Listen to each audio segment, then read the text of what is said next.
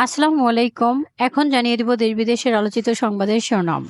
দেশে কৃত্রিম বুদ্ধিমত্তা বা এআই এর উন্নয়ন সহজতর করার প্রয়োজনীয়তার উপর জোর দিয়েছেন ইরানের প্রেসিডেন্ট মাসুদ পেজেশকিয়ান। এদিকে সুদানে আরএসএফ বাহিনীর শীর্ষ নেতার বিরুদ্ধে নিষেধাজ্ঞা দিল যুক্তরাষ্ট্র।